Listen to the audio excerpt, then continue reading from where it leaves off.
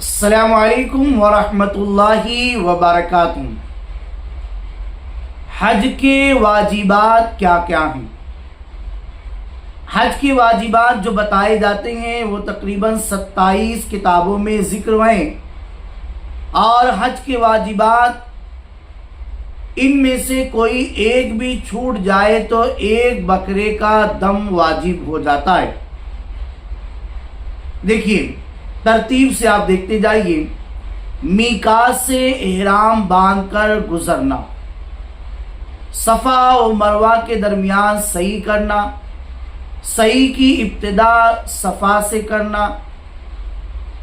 आज के दौर में जदीद मसआ में तवाफ की इब्तिदा मरवा से की जाएगी। उज़्र ना हो तो पैदल सही करना और सही का तवाफ के बाद होना, यानी सफ़ा मरवा की सही से पहले आप खाने काबा का तवाफ़ करें, मकाम इब्राहिम पर नमाज पढ़े, जमजम पिए और फिर उसके बाद सही करें। दिन में वकूफ़ अरफा किया तो गुरूब आफ्ताब तक वकूफ़ करना। वकूफ़ में रात का कुछ हिस्सा भी शामिल करना। अरफात से वापसी में इमाम की इत्तिबा करना। मुज़दलिफ़ा में ठहरना। मगरिब और इशा की नमाज़ें मुज़दलिफ़ा में आकर इशा के वक्त एक साथ पढ़ना, जिसको जमा बैनस सलातैन कहते हैं। 3 जमरों पर 10वीं, 11वीं और 12वीं दिन कंकरियाँ मारना, यानी शैतान को कंकरी मारना।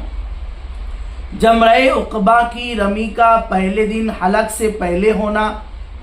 हर दिन की रमी का उसी दिन होना। हलक यानी सर मुंडाना या तकसीर यानी बाल कतरवाना। हलक या तकसीर अय्याम नहर में होना। हरम शरीफ में होना। हज किरान और तमत्तो वाले को कुर्बानी करना और इस कुर्बानी का हरम शरीफ में अय्याम नहर में होना। तवाफ़ इज़ाफ़ा, ये तवाफ़ अरफात से वापसी पर किया जाता है और इसको तवाफ़ ज़ियारत भी कहते हैं। तो इसका तवाफ़ ज़ियारत का अक्सर हिस्सा अय्याम हज में होना। तवाफ़ हतीम के बाहर से होना।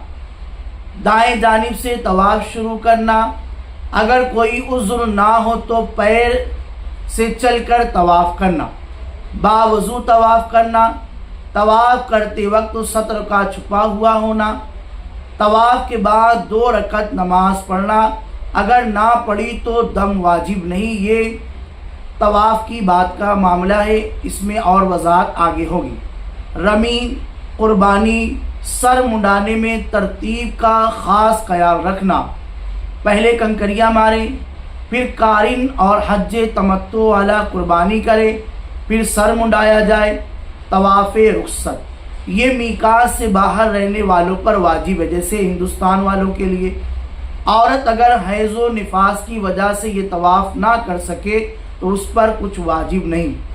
वकूफ़ अरफा से सर मुंडाने तक औरत से मुलाकात यानी जिमा ना करना, ये वाजिबात हज में शामिल है। डिस्क्रिप्शन में आप जाएंगे तो ये सारी चीज़ें उर्दू में भी लिखी हुई है और बहुत सारी किताबों में और भी बहुत सारी बातें लिखी हुई है। तो ये अहम बातें थी, इतनी चीज़ों का आप ख़ास ख्याल रखें। इंशाअल्लाह फिर दूसरी क्लिप में आपकी और मज़ीद रहनुमाई की जाएगी।